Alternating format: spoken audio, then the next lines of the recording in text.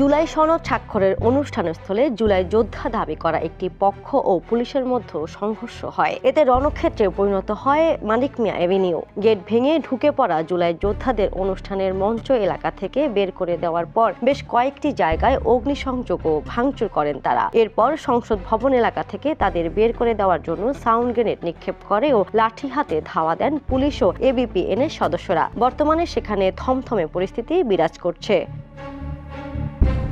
শুক্রবার 17 অক্টোবর দুপুরে এই সংঘর্ষের সূত্রপাত হয়, যা চলে দীর্ঘক্ষণ। সংসদ ভবন এলাকায় সরেজমিনে এসব চিত্র দেখা গেছে।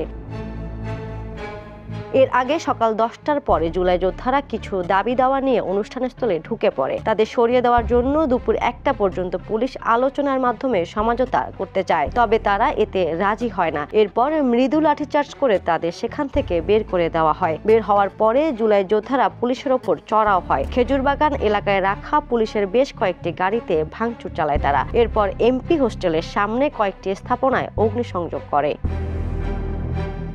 পরিস্থিতি সামাল দিতে বেশ কিছু সাউন্ড গ্রেনেড ছুড়ে জুলাই যোদ্ধাদের ছত্রভঙ্গ করার চেষ্টা করেন পুলিশ। অগ্নিসংযোগ ও বিক্ষোভকারী জুলাই যোদ্ধাদের ছত্রভঙ্গ করে ফার্মগেট ও আড়ং এরিয়াতে পাঠিয়ে দেওয়া হয়। এ সময় উভয় পক্ষকে ইট পাটকেল ছুটতে দেখা গেছে। Desk report, the news. দেশে দেশে সবার সাথে, দ্য নিউজ।